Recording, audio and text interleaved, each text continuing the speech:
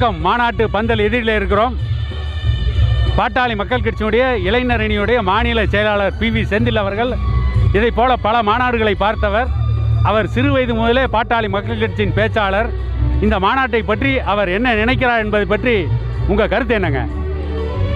பாட்டாளி மக்கள் கட்சி வன்னியர் சங்கத்தினுடைய வரலாற்றில் இன்றைக்கு நடைபெறுகிற இளைஞர் பெருவிழாவை போன்று இப்படி ஒரு மாநாடை தமிழகத்திலே மட்டுமல்ல இந்தியாவிலே யாரும் நடத்திவிடவில்லை என்று சொல்கிற வகையிலே ஒரு எழுச்சி மிகுந்த மாநாடாக, ஒரு வெற்றி மாநாடாக இந்த மாநாடு இன்றைக்கு அமையிருக்கிறது.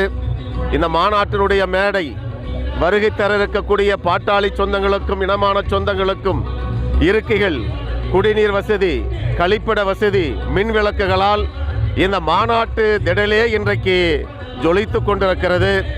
இந்த மாநாடு பாட்டாளி மக்கள் கட்சி ஆட்சி அதிகாரத்துக்கு வருவதற்கு அச்சாரம் இடுகிற மாநாடாக இந்த மாநாடு அமையிருக்கிறது. அதாவது இந்திரலோகத்தில் தான் இந்திர விழா மிக பிரம்மாண்டமாக நடந்ததாக புராணங்களில் வர்ணிக்கப்பட்டிருக்கிறது. அந்த இந்திர விழாவை மிஞ்சுகின்ற வகையில் இந்த வன்னிய இளைஞர் பெருவிழா நடக்கிறதா? உறுதியாக நடக்கிறது. 100% சிறப்பான முறையிலே அனைத்து ஏற்பாடுகளும் நடைபெற்று கொண்டிருக்கிறது. வரலாறு காணாத கூட்டம் மாநாட்டு திடலை நோக்கி வந்து கொண்டிருக்கிறது.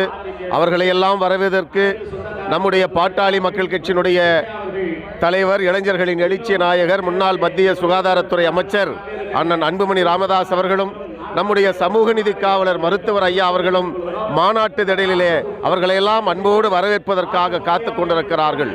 4 திசைகளிலும் வண்டி வாகனங்கள் வர முடியாமல் தவிக்கக்கூடிய சூழ்நிலைகளிலே நாம் பார்க்கிறோம்.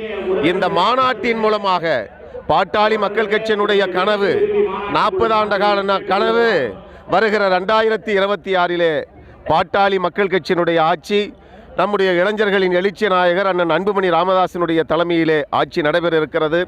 பாட்டாளி மக்கள் கட்சியினுடைய நோக்கம், வன்னியர் சங்கத்தினுடைய நோக்கம் இடஒதுக்கீட்டுக்காக உருவாக்கப்பட்ட ஒரு மாபெரும் இயக்கம். இடஒதுக்கீட்டுக்காக ஒரே நாளில் 21 உயிர்களை தியாகம் செய்தோம். லட்சக்கணக்கான இளைஞர்கள் சிறைக்கு சென்றார்கள். ஆனால் முழுமையான இடஒதுக்கீடு இன்னும் நமக்கு கிடைக்கவில்லை. நமக்கு முழுமையான இடஒதுக்கீடு கிடைக்க வேண்டும் என்று சொன்னால் ஆட்சி அதிகாரம் தேவை. அந்த ஆட்சி அதிகாரத்தை பெறுவதற்கு அச்சாரம் இடுகிற மாநாடாக இந்த மாநாடு அமையிருக்கிறது. இந்த மாநாட்டு 12 ஆண்டுகளுக்கு பிறகு இந்த மாநாடு நடைபெறுகிறது.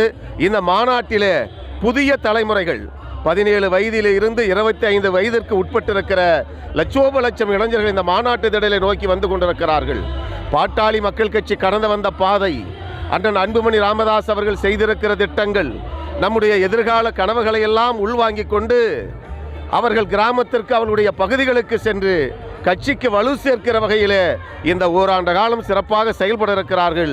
இந்த மாநாட்டின் மூலம் 2026 பாமக ஆட்சி அமைவது உறுதி என்று வரலாற்று படைக்கின்ற ஒரு வெற்றி மாநாடாக இந்த மாநாடு அமைந்திருக்கிறது என்பதிலே நாங்கள் பெருமை கொள்கிறோம்.